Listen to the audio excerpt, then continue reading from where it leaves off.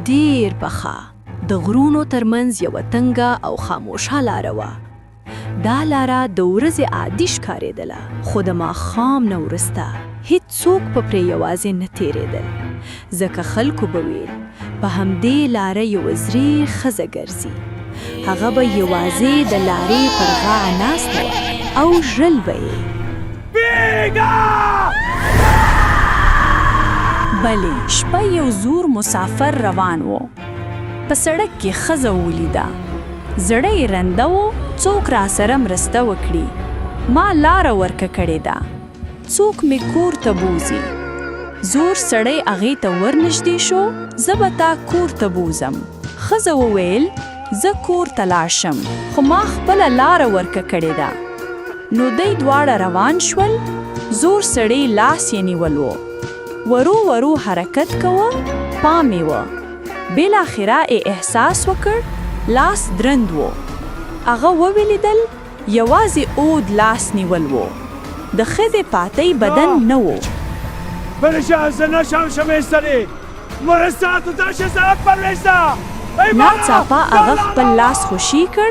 هغه منډه کړه. زه نشم کوی ودریوشه مداره او شکه مشکل کلاکه. خو ویرونکي ښځه راغلی، هغې پسې برید کړ. یو ماښام یو ځوان مسافر چې نوم یې فواد و، له لرې سفر نه بیرته خپل کلي ته روان و. د لارې په پیل کې یوه بوډا سړی فواد ته خبرداري ورکړه که شپه پرېوځي نو د وچې چنار ونې نه وړاندې مه ځه. فواد وخندل او وویل زه ماشوم نه یم چې د قیسو نه وویرېږم. بوډا سړی یوازې دومره وویل که دې یوه ژړا واولیده شاته مه ګوره. فواد روان شو. هغه د یوې ښځې د ژړا اواز واورېد. فواد سمدتۍ ودرېد. اواز د لارې له غاړې نه راتلل او د وچې چنار ونې لاندې یوه زړې ښځه ناسته وه. تور شال یې پر سر و.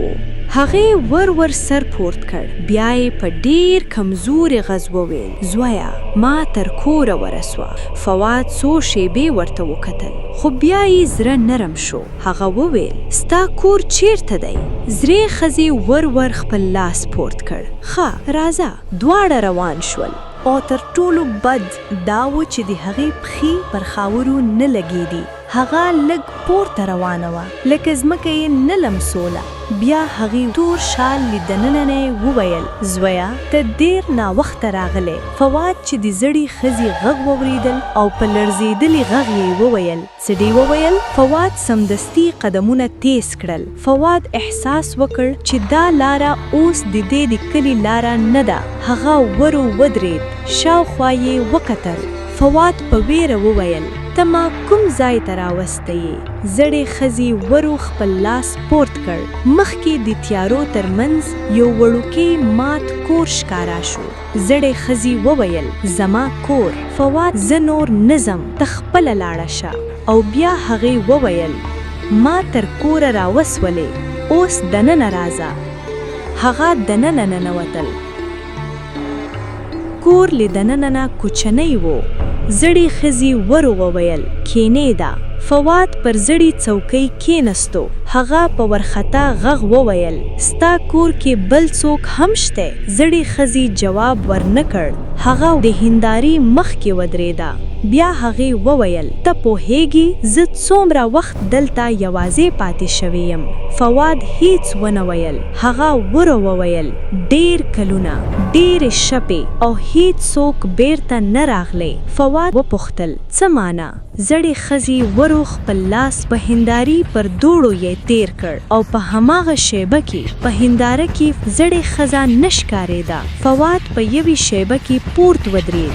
هغه شاته شو. په هماغه شیبه کې زړې ښځې فواد چې د هغې مخ ولید چیغه یې نږدې وخته. هغې وویل اوس دې زه ولیدم، اوس ته زما یې. فواد سمدستي د دروازې خواته منډه کړه. دننه یوه تنګه تیاره کوټه وه. هغه دننه ننوت او په هماغه شیبه کې فواد ولیدل چې د دې کوچنۍ کوټې ټول دیوالونه په نوکانو کش شوي وي او پر یو دیوال په زړو ژورو لیکونو کې یوازې یوه جمله لیکله شوې وه: هغې ته مخ مه ورکوئ. فواد سمدستي پوه شو چې دا د خلاصون یوازنی لار ده. هغه په یوه شیبه کې خپل مخ بل لور ته واړول او سترګې ټینګې پټې کړې.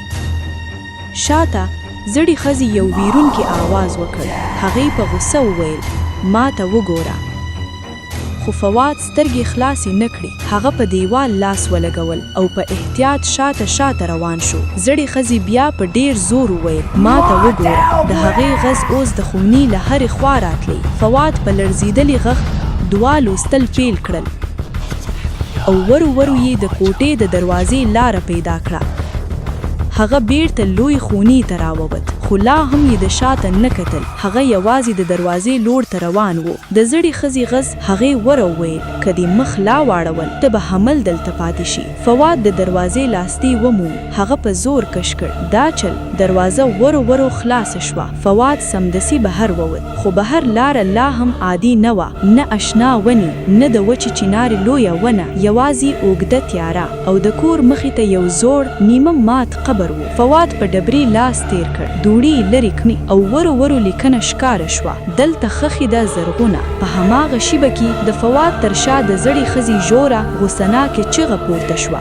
له هغه قبر لرې شه. فواد پوه شو چې دا هماغه ځای دی. هغه ژر شاوخوا وکتل. د قبر ترڅنګ یو زوړ زنګ وهلی اوسپنیز میخ پروت و. شاته هغې چیغه کړه ودرېږه. هماغه اوسپنیز میخ په زور ټیل وهه. یو ځل، بیا بل ځل او په دریم ځل میخ د قبر په منځ کې ژور ننوت. په هماغه شیبه کې د زړې ښځې داسې زوروره چیغه پورته شوه چې ټول شاوخوا تاریا ولړزېده. زړې ښځه اوس د عادي انسان په شان نه وه. د هغې تور شال د باد په منځ کې پورته کېده. مخ یې نیم سوځېدلی و.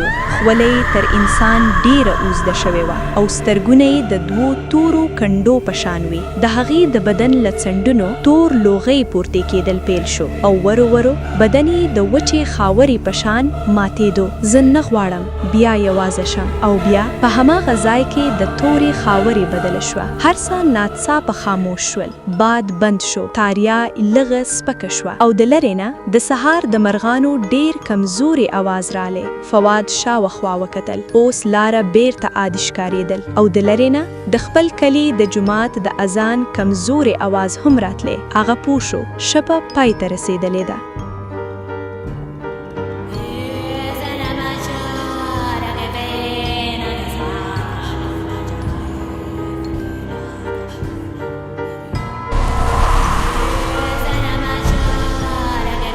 हम उस channel subscribe करवे के नानो ज़बान से तौर ग्रैश